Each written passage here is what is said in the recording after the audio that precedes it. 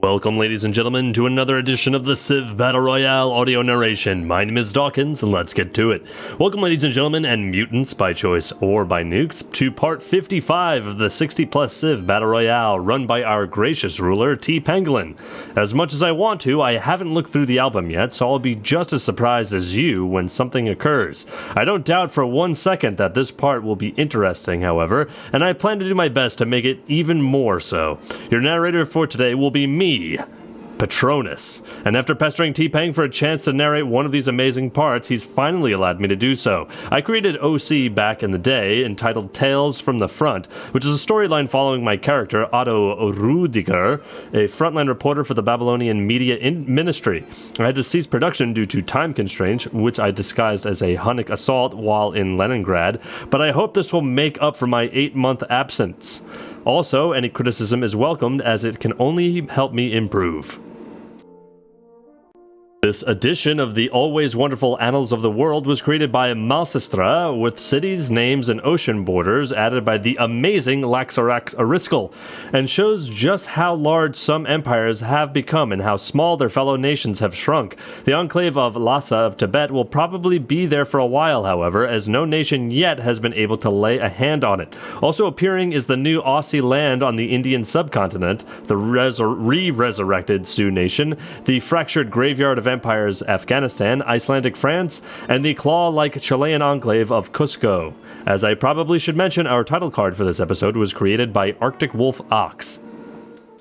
I show my love of cartography as we have another map created by Etsy1991 called the Almost Tile-Accurate Map. One thing that caught my eye was the citadeled Soviet capital of Moscow, a development that is recent to myself. I do have this feeling that we'll be seeing a little less brown on the map after this part. Well, I can't disagree with the power rankers on this one. The Mali War declaration of last part is a step in the right direction for Kruger if he wants to paint all capitals in that orange and blue that most of Africa is already donning. It's hard to see anyone else as the leading player right now, and until someone surpasses them in tech, size, or might, I doubt they'll get booted out of first. Here we have the relationship graph by Mazer Laser, and it really shows how many nations have fallen on the right. Some wars to look for will be the Buck-Chile War, the Icelandic-France War, and of course the Boer-Mali War declared towards the end of the last part. We can also see the insane amount of Afghanistan hatred and the dire situation for our friend the Sioux. With the White Walkers still at war with them, I doubt they'll survive much longer than Ekanik of the Inuit wants them to. Alright, let's get to it. We begin in Europe, where Napoleon of France finds himself having flashbacks of something about the Fontainebleau in 1814 from a past life after being exiled to the formerly Roman city of Ravenna. He still keeps his big ego, though, declaring himself the emperor of a city with 823,000 citizens and 7 tiles to its name, only 2 of which actually have French possessions on them. The sun of Austerlitz may soon be setting with Icelandic paratroopers and mechanized infantry now taking chunks out of the outer walls. One thing I did notice last part was the significant hit that not being able to build walls takes on Spartan cities. Rome has almost double the population that Ravenna does, but its defense is 2 points less. This could prove to be the death blow for our bronzed Mediterranean warriors, as when it is coupled with their lackluster technological advancements, simply holding the narrow mountain passes won't be enough if your cities are being torn to shreds by bombers and artillery, your ships by advanced destroyers, and your infantry by men in armored vehicles. T-Pang has highlighted an interesting development on the sidebar, however. That's right, Henry Parkes of Australia declares war on Chile alongside Ingolfur Arnesen of Iceland. While I don't expect much to come from Iceland's declaration of war, the small contingent of the Wabagong in Antarctica will probably soon be reinforced with more modern ships and could wreak havoc on the coast to the west of the Andes. Parkes has proven to be more than effective at naval warfare, so keep your eye on this area. The Aussies seem to have almost complete naval dominance over the Pacific, and Chile is one of the easier contenders to take on while still having a challenge. Cusco has fallen! The formerly Inca capital has succumbed to the forces of Henry Morgan of the Buccaneers, putting him at 3 capitals currently: Port Royale, Palenque, and Cusco. Morgan may not be as powerful as he once was with his Corsair carpet, but he is still to be taken seriously, as he's fighting with less units much farther away from his capital than Bernardo O'Higgins of Chile is, and winning. Tiwanaku may flip again, however, with a fully healed infantry unit right outside of the battered city. Cusco and Vitkos seem to be safe for now, with heavy air support, a total of 20 units, and more incoming troops around Machu. The United Nations enacts a new embargo on the Inuit, which probably won't do much in all honesty. Unsurprisingly, Yakusha leads the charge with 6 votes, but we have some bold moves from Iceland, the Blackfoot, and the Sioux. All 3 of the aforementioned nations border the White Walkers and would practically be gods if they were able to survive a war against a top player like that. Like previous narrators have stated, while the Ice Sheet Fleet does include some pretty impressive future world units, like the Arsenal ship and the Advanced Destroyer alongside Information-era ships, their concentration of land units is worrying for any Inuit supporters, as Blackfoot paratroopers have begun to spill into their territory. Poor Parakramabahu of Sri Lanka screams in anger from his throne in Anuradhapura. God damn, those names are hard to pronounce. Sri Lanka is embargoed by the UN, furthering their handicap after losing a war to the Aussies and Kimberley. While they still have a decent progression in tech, I fear both them and the Kimberley have been permanently rendered to their small nations of only several cities. Take note of Attila and his Hunnic workers vacationing in the Strait of Hormuz, and Akbar and his final admiral reminiscing on old times in Gyantsy Harbor. Triple kill! Kruger's XCOM squads fall like manna from the heavens, taking down Kumbisale, Kanango, and Denkira in one fell swoop. Albeit to the Malians, this type of mana is probably one which causes blindness, bubonic plague, salmonella, and mass genocide all in one bite. Consult your local physician for more details. All of these cities have had their populations halved, and there is no way any of Mansa Musa of Mali's units are going to punch through the insane amount of XCOM squads that have blanketed the countryside. A Malian great musician creates a piece entitled From Above, chronicling the foreigners literally falling out of the sky.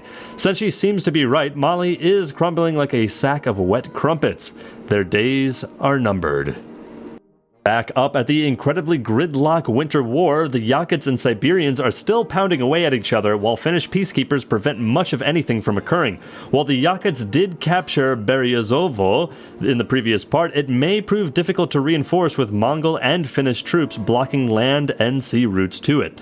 This is definitely one of the problems with Civilization 5 in general. The whole units that don't fit get catapulted to some poor nation with open borders idea, as it grinds wars like these to a standstill. Wars which are already in very tough to traverse terrain, mind you. Nonetheless, the whole Peacekeeper Forces gimmick is quite hilarious to me. Well, it appears that the Inuit have pushed through the congestion of the Pacific and made it to the Chilean holdings of Malalani Maku, giving them a good foothold in the center of Polynesia, and with no Chilean units to take it back, it's firmly theirs. Also in the top right, we can see that Crowfoot of the Blackfoot is playing neighborhood bully, ripping Mililani from poor Kamehameha of Hawaii's hands. After getting his home island chain annexed by Chile and the Blackfoot, our favorite atheist islander was pushed further and further into Polynesia, now only possessing the one-tile city of Kanaohe.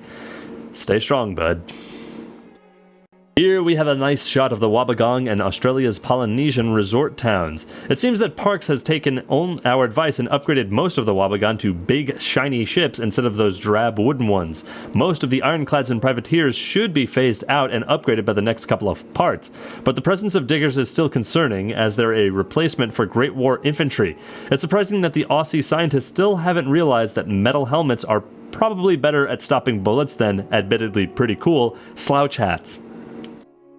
Australia capitalizes on its war with Chile by sending a small detachment northwards and capturing Kailua Kana, and with very little Chilean ships only around Hilo, Parks, Australia might be able to cause a little trouble in paradise. Also, Crowfoot of the Blackfoot makes peace with Kamehameha of Hawaii, keeping his new Pacific city. Shift your gaze even farther north and you'll see Pacificon 4000 BC. Vessels from Hawaii, the Inuit, Australia, Vietnam, Korea, Mexico, Iceland, and the Boers and the Blackfoot are all in attendance, making the Pacific as congested as New York City streets on a good day. We now visit the land of Joseon, where Sejong of Korea's weapons manufacturers are now producing Vertols and testing them over the Yellow Sea. These guys are an upgrade from the helicopter gunship, having 80 combat strength as compared to the gunship's 60, and are specialized in fighting armor units. Korea has always been a bit of an underdog to me, never really having tons of land and simply following along the tech tree with their other nations. Based on past observations, they may be edging Vietnam out in terms of tech, but with the Trunk Sisters of Vietnam's numbers, Korea will need a lot of luck to make some ground in a possible war against them. Oh, sweet Oriental Orthodox Jesus! Male loses his capital in Yenye, and Jene and Yeji have no health left and will almost certainly fall next turn. Prepare your F keys, folks. This will be over quickly. I would be more surprised, but Male really never had a chance against Traka. I just hope Mansa Musa of Male can go out valiantly. Just as I said, Australia is causing some trouble in paradise for Bernardo O'Higgins of Chile as Kalului falls under the green and gold colors of Aussies. Hilo and Waikiki should follow suit as soon as Parks of Australia wishes, although the former may take a bit more effort before it is a solid part of Australia's Hawaiian colonies.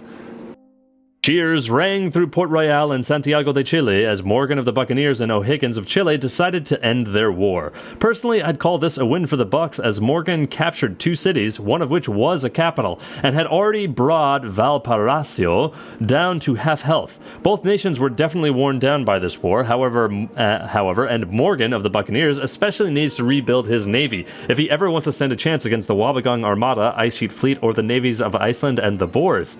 And as always, a reminder for the captain as he needs to reinforce his mainland holdings in South America to ever stand a chance against Pedro of Brazil. Oh, I may have spoken too soon. Bernardo retakes Kalui with an anti-aircraft gun and appears to have scattered the small Wabagang detachment with his subs in air superiority. Parks may not be taking this as seriously as he should be. They may be small cities, but more places to project power from are always good for our friends in the Australian Navy. Gumsha Khan of Sibir may be preparing for something big, it seems. He has citadel-bombed both Nang Chuka and Kost, which can only hope to sow tensions between the two superpowers. As it stands now, Vietnam has the larger ground and air presence in the vicinity, but as we know, the Khan of Sibir has a ton of armor units in his core, and would be hard-pressed to bring them here, lest he wishes to lose several of the nearby cities. To the north, you can see Machu Picchu, which has now been reduced to just a cultural heritage site in Sibir, as it no longer serves its purpose usefully as a trade hub. That job was handed down to Tyomin decades ago. The Iron Chairman is now relegated to traveling around the Taklamakan desert with his musketmen, giving demonstrations of Renaissance-era weaponry to intrigued Siberian children and soldiers alike. Rip Mali, Part 1 through Part 55. Just like that, in a matter of 4 turns, an entire empire has been forcibly integrated into the Boer Empire. Well, Mansa Musa, you took out the Ashanti early on with the help of the Congo and Morocco, and after that you kept your sofas for millennia, and, appropriately, did just that. You sat there. Only until you started the war on piracy with SOPA and got nuked by the Buccaneers did you come back into the spotlight. Broken, but still in it, with an okay grip on tech, the Boers saw your relative weakness as opportunity for more tiles to put troops on. You tried your very best to stand up to these sonic steamrollers with a railgun that the Boers have become, but we all knew it would be in vain. So as you hop aboard that jeep, Great General, with you and the Malian flag lowered, we can only hope you make it out alive. O great Mansa, may the sands of the Sahara be ever kind to your travels. On that somber note, we travel back to the Hawaiian Islands where Henry Parks has taken Kahalui and finally rolled into Hilo, and God knows... Wait, sorry, there is no God here, with whatever is behind that Blackfoot artillery emplacement. Reinforcements from the larger Wabagang fleet have arrived, and with only a Chilean infantry unit in sight, retaking these cities is not an option for Bernardo, unless he brings some more units from the homeland. An Aussie great musician entertains the nearby vessels with some good old Pirates of the Caribbean soundtrack. As shown in the previous two slides, the boars have completed the Tokyo Sky Tree. On top of the base +4 happiness, +2 culture, and +3 gold, it produces +1 happiness and culture for every broadcast tower in the nation, as if deity AI had to worry about happiness anyway.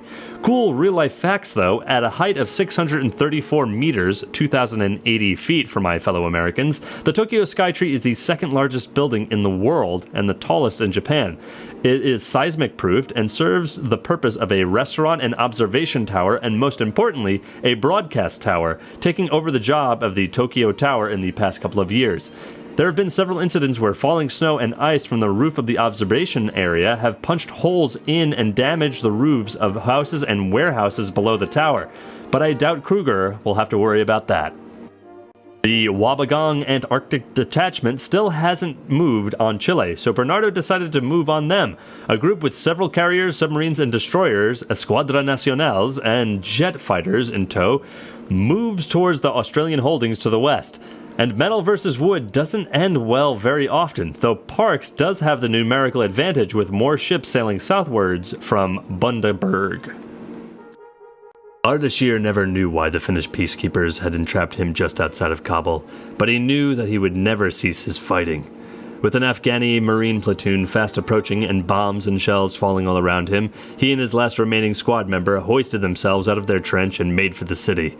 As his brother-in-arms fell limp to the floor in a spray of gunfire, Ardashir kept running, seemingly invincible to anything the Afghans could throw at him. It was not until he braced himself against the outer wall that he realized the blood pouring from his stomach.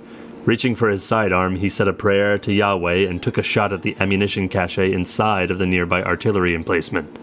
One less Persian was alive from then on, but 10 less Afghans were as well.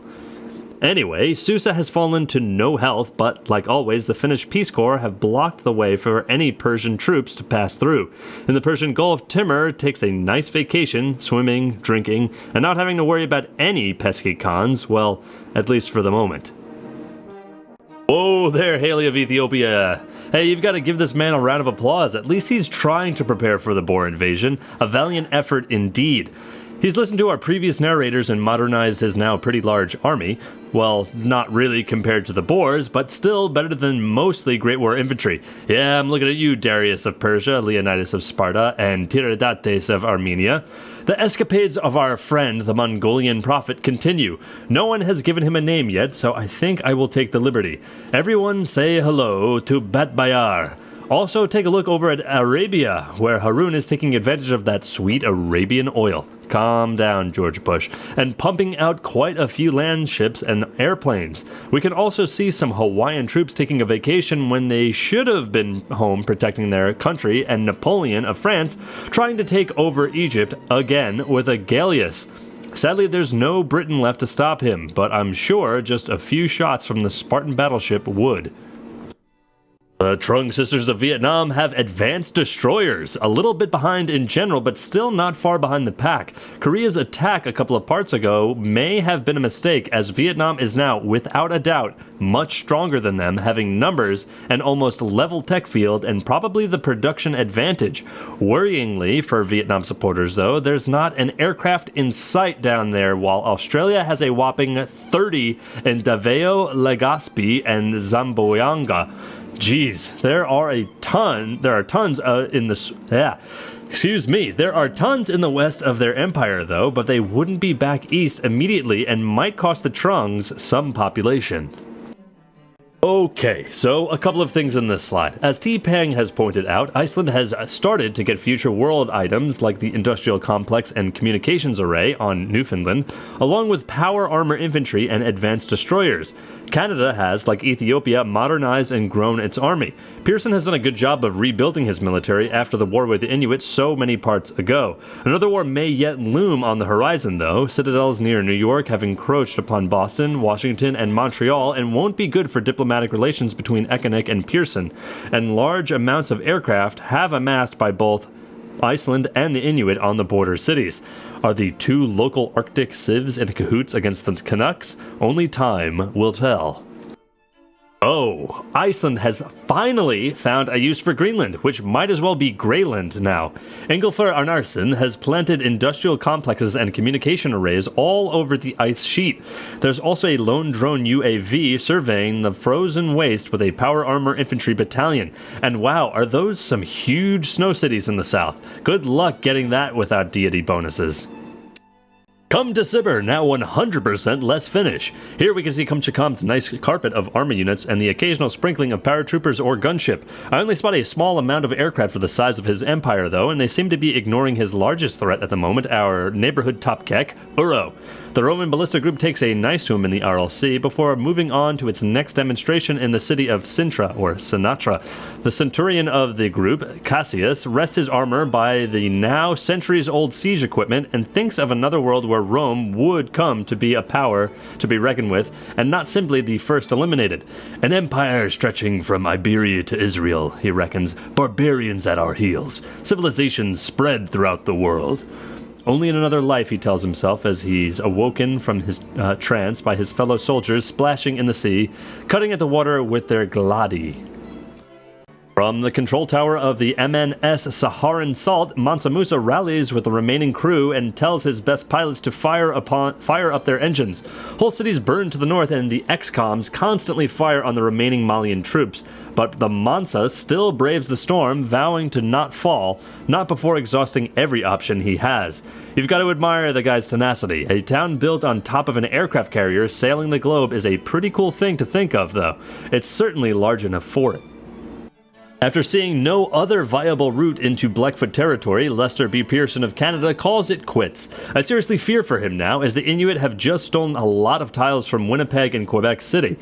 Pearson is losing precious miles between Inuit lands and Ottawa, and even with his best efforts, that large force moving down former Texan lands in the Hudson Bay is very concerning for his well-being. Sitting Jesus has produced a caravel and plans to sail the oceans in search of the New World. Someone should probably tell him that never mind. Let him be happy with his Blackfoot artillery protection.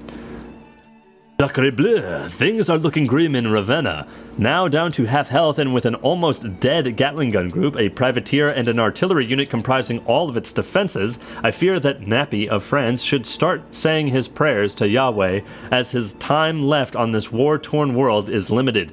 Those units vacationing in the Balkans would really be helpful right now, but good luck getting through that wall of Spartans, which are, as you know, notoriously hard to get through. Old Uncle Joe of the USSR decides to make peace with the island king of Hawaii, but I fear it's just too late. Maybe the peace declaration would have forced everyone to do the same, as we all know how much a world leader everyone's favorite communist is. Chilean presence in Kamehameha's former homeland has almost been wiped out by the Aussies, who have sent a huge number of subs to sink the two remaining carriers in friendly game of Battleship. Except the cost of this friendly game isn't $20 at your local Walmart, it's the sons and daughters of your loyal citizens. Let that sink in, Parks. Okay, it may take a while to sink in. Waikiki is almost Aussie, with, surprisingly, a lack of range units instead of melee units. Alert the media, this is the first in the world of Civ AI games. Japanese sailors watch Hawaii. Heh. The Chilean naval detachment from earlier has been sandwiched by the Wabagong, and ships are in disarray on both sides. That Escuadra Nacional might be flying gold and green soon, and those unprotected troop carriers will be toast as soon as an Australian ship fires at them. Tamworth has surprisingly been brought down to deep red from aerial bombardment, but is probably not going to get captured from all that ice in the way. A brave destroyer stalls for his comrades down south, taking on the Wabagong reinforcements that will surely be headed for those juicy troop ships. And just like that, Chile is no more in Polynesia. With both carriers lying at the bottom of the Pacific, the three formerly Hawaiian cities should be safe for the moment. It's such a shame seeing cities that were once so big be reduced to single digits. I can only imagine the sight of horror that it must be there. I've also noticed that Melalani is taking quite a while to heal, as it's been the same health for a while. Is there a war that I'm not aware of? With the Chilean Navy now scattered, a carrier group breaks for the Aussie cities. Those jet fighters answer my questions of why Tamworth is so low, but I'm surprised the carriers have even managed to get this close. Hopefully for Bernardo of Chile, his blockade off the coast will hold, as the Wabagong is notoriously skilled at capturing cities. I'm still not sure where those infantry ships are going. They're like chickens in a wolf's den out there. I had almost forgotten about this war. Middleway's Hotak of Afghanistan's faraway Antarctic research bases are being assaulted by Boer units and look to fall very soon. I wasn't really expecting that this is what Mr. Kruger wanted when he declared war, and it very well still may not be all he wants. Down in the sub, we anxiously bite our fingernails in anticipation of a nuclear strike on Sheberghan. Luckily, the Arsenal ship appears empty, and it's doubtful that the Boers would waste a whole warhead on a single small city like that. There's always a maybe, though. Hey, look at that, a new unit. TPang has highlighted a new Inuit cyber sub. The cyber sub is an upgrade of the nuclear submarine and can hold 2 missiles, has a range of 4 and a ranged attack strength of 100, 3 and 85 for the nuclear sub, and can move 8 tiles, 6 for the nuclear sub. A nice upgrade for its predecessor and should prove very lethal for anyone who finds himself on the opposite end of those torpedo tubes. The Inuit are actually putting their new tropical paradise to good use, with tons of vessels capable of carrying nuclear destruction anywhere they please. Sorry, probably shouldn't say that so close to the Aussies. Hashtag remember Sydney. Here we have the insanely short submarine tech tree, which pretty much explains everything I just did. So here's a fun fact. The day this comes out, May 11th, will be the day after my birthday, and this is already proving to be a wonderful present. Thanks, TPang, and happy birthday to you, Patronus. The hills were painted red with blood. Bodies, artillery, guns, and bullet casings lay scattered between Tarsus and Kabul. Planes flew overhead, ready to drop bombs on innocent civilians below. Entrenched in an aluminum mine, a Persian machine gunner group fired on an Afghani marine platoon in the adjacent mine. No one was winning this war. Anyway, I don't see much coming of Persia versus Afghanistan until the Finnish Peace Corps clear the way. Persia would have retaken Susa long ago if it wasn't for them, but breaking beyond the Hindu Kush Mountains is a long shot with the small valleys and Kabul standing in the way. Ravenna is in the red. An Icelandic power armor infantry unit stands in the tea fields just outside of the city, and Napoleon of France will need to give up everything if he wishes to survive this wholesale slaughter of his remaining soldiers and citizens. Yeah, that's a tongue twister. It seems that he's lost all hope, however, and has stowed away with a Gatling gun garrison off to wherever the Mediterranean winds may carry him. Yahweh speed, Nap. Yahweh speed. Our pal Jandamara of Kimberley has entered the information era. While I doubt he'll ever rival Australia or call Rubibi his home again, he's certainly not out of this just yet. As shown in the Open Borders Treaty, he seems to be friendly with parts of Australia for now. He does possess a juicy capital though, and eventually the Wobbegong and the Eternal Digger Carpet will be knocking on his doors again. Hope, for Jandamara's sake, that Krakatoa doesn't decide to erupt again, as that can never be a positive for anyone living nearby. Beriozovo has fallen back to Sibir, and unfortunately for Trigger Khan of Yakutia, nothing is getting through the Finnish Peace Corps. He banished the Boers once, and for his sake, hopefully he can do the same to Uro of Finland if he wants this winter war to go anywhere interesting. With Korea and Mongolian units inside his borders too, it seems that he's either doing everything he can to not get nuked by Ekanik, or that he's forgotten about his plots against them. You do you, buddy. Off the coast of Brazil, it seems that Mr. Arneson is trying to make something of his declaration of war against Chile, funneling his navy through a small passage between Africa and South America. His leading battleship has already been swamped by the Home Guard units from Chile, which would probably be much better utilized on the western front of this war. To the west, Pedro of Brazil looks to be building a decently sized navy, though it is lacking destroyers and battleships. No oil in the jungles, eh, Pedro? It also appears that the MNS Saharan Salt has either been sunk or that Mansa Musa of Mali has given up on his homeland. Moment of silence and Fs, please, for the passing of an empire. Everyone, please keep your hands on those F keys because the Icelanders are going into Ravenna any moment now, and it appears Napoleon has returned. Like a true captain, he's going down with his ship in a valiant effort to preserve his nation. The action is relayed to screens across Iceland, including huge screens in the town centers of Reykjavik, Dublin, London, and Paris itself. Swedish gunners, Finnish paratroopers, Spartan sailors, and Vietnamese artillerymen all watch as the final candle of the French nation burns out. Well, Trigger Khan of Yakusha seems to be plotting against Harun al-Rashid of Arabia. Do I smell a rap battle coming on? Honestly though, this is why you can't trust the spy AI. Pretty much everyone is plotting against everyone else at this point. Susa is still under constant bombardment, Armenia is still void of any troops and should be invaded by Leonidas of Sparta while the opportunity is still there. The Finnish Peace Corps is still doing its job, Bad Bayar is still enjoying his swim, the Huns are still enjoying theirs, and Timur his, and Napoleon is still trying to invade Egypt. A new element is our Burmese friend Anurata and his lost rifleman troop, who, along with a musician, have arrived in Arabia seeking refuge from the Trungs of Vietnam. Boy, this place is really a big mixing pot of people and lost civilizations, isn't it? Enhance. We can now see old Annie waving his hands at the nearby Arabian aircraft carriers who seem to be welcoming us refugees, these huddled masses yearning to breathe free with open arms. If only freedom was a reality in this world of dictators, emperors, supreme leaders, and chairmen. Well, Ahmud al-Manslaughter seems to want to live up to his name and is plotting against the poor Malian refugees floating in Timbuktu harbor. Why? Why kill these people who have been nuked, charred, and steamrolled by a larger force? Please hold your excitement while I address the rest of the... Trigger Khan and Uro Kekkonen have gone to war against the OG Khan, Genghis himself. Also, look at those Buccaneer advanced destroyers and that citadel warfare around Sangatum. Oh boy. We've been waiting since part of, 30-something for this? Here's a look at the Finnish Corps, and are those paratroopers going to come in handy for this as backup to the ones already stationed in Yakusha itself? This war could be a good thing for Trigger of Yakusha, but the Mongolian units we've seen in his borders may cause some chaos. Also take a peek at poor Moscow, citadeled into oblivion by Finland and Kumsha of Sibir, and some Chinese scouts still sitting around in a lake, not actually scouting. Now to the front lines. Oh, this just keeps getting better, doesn't it? Trigger of Yakusha is ready to pull the trigger with a nuclear missile stored in his capital of Jokuskai.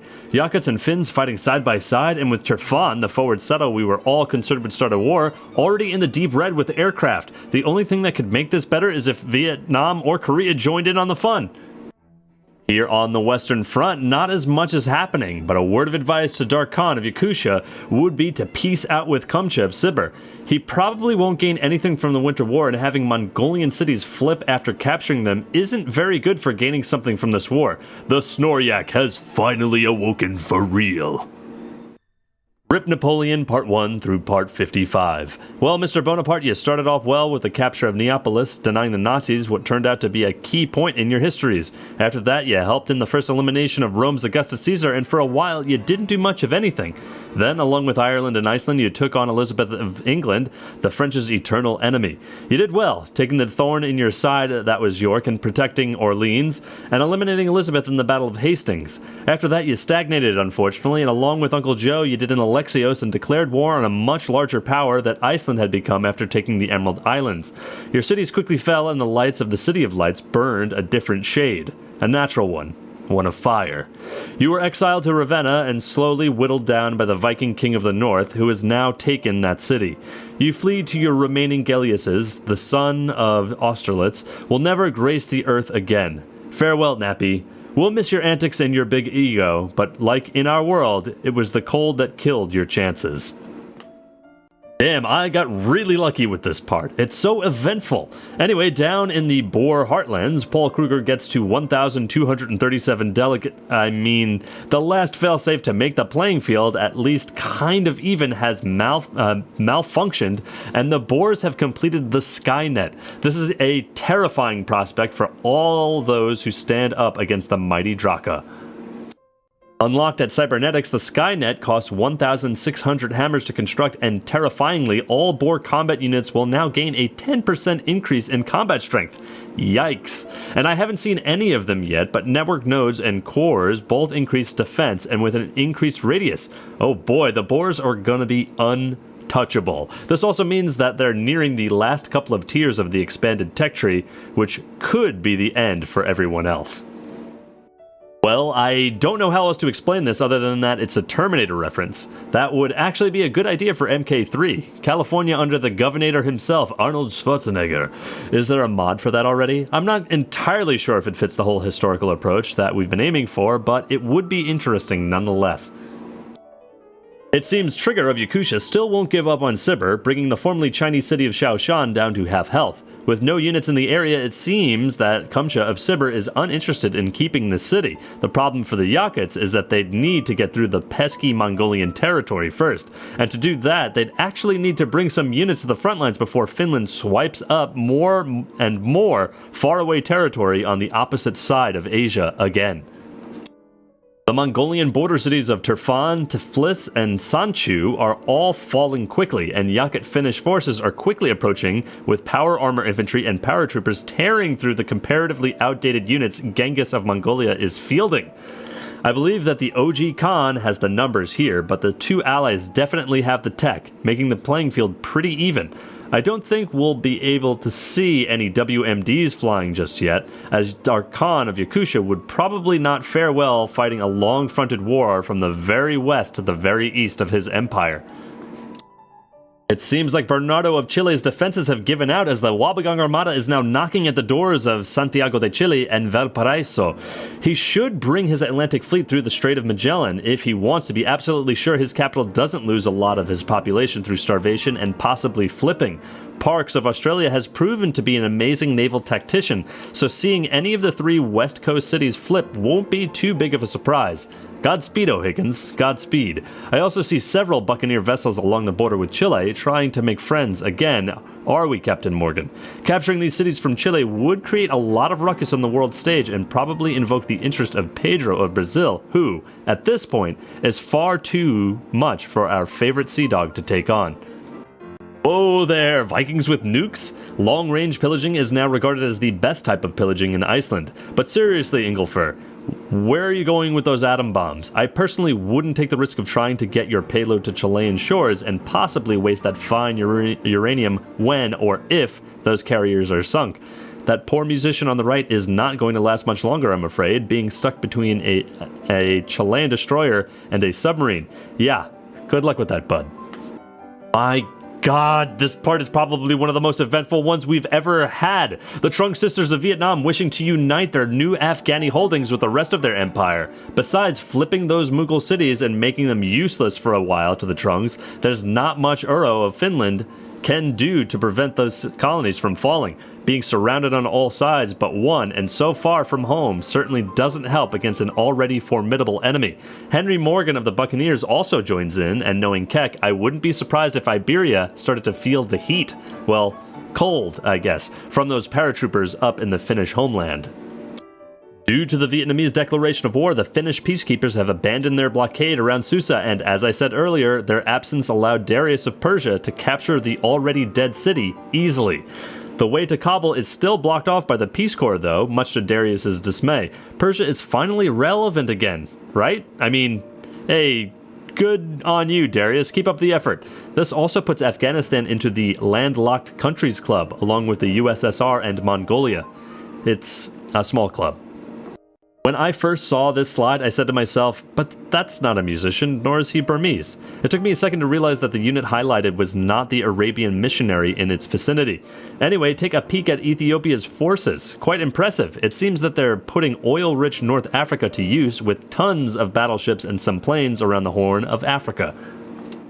Oh dear. M informs us that Bernardo O'Higgins scientists have begun development of the atom bomb. Reports indicate that the plans have come from a reverse-engineered Aussie atom bomb captured from an aircraft carrier in the war. The attack on Santiago has lifted for now, but Valparaiso is in some danger, with a decent amount of Australian ships right in its harbor. Also, Buccaneer Tiwanaku is taking damage from only God knows what. I've lost count of the wars that the Bucks are in, honestly.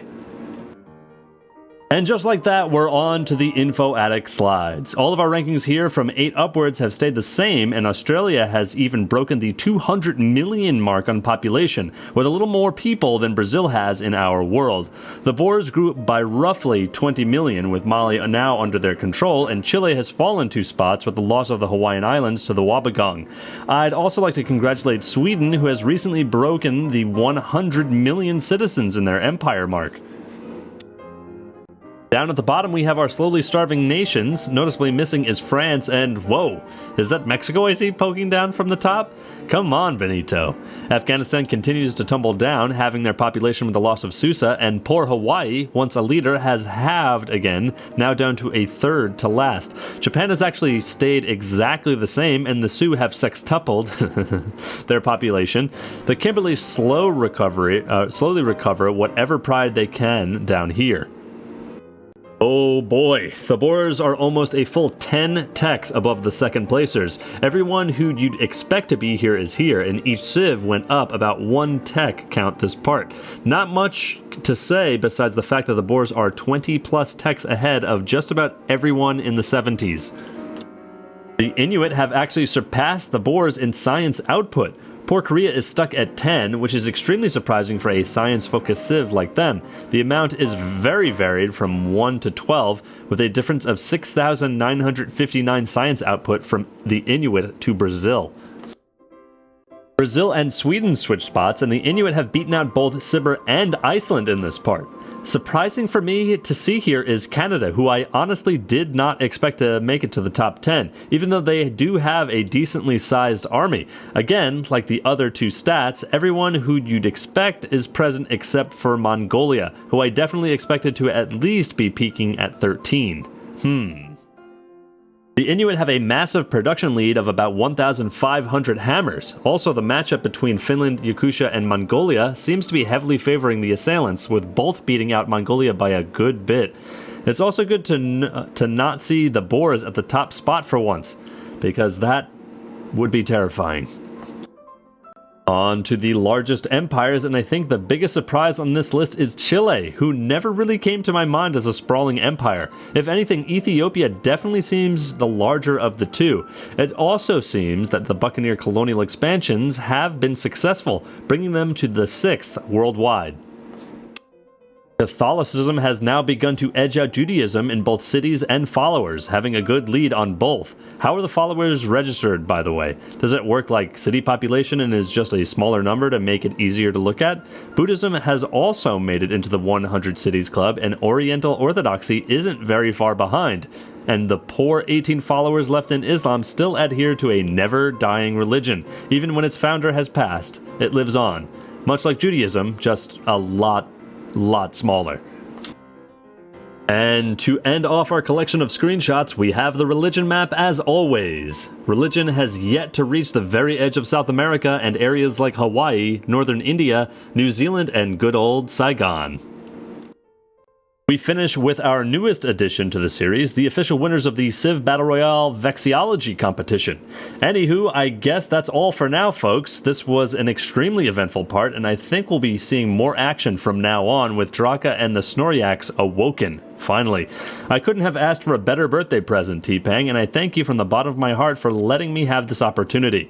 Can we all just take a minute once you're done viewing this part and just thank TPangolin and all the wonderful moderators, OC creators, power rankers, and compilers for keeping this wonderful event going strong.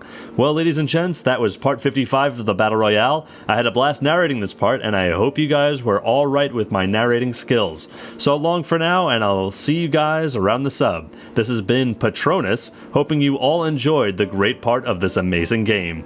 And with that, this ends another edition of the Civ Battle Royale audio narration. My name is Dawkinzz.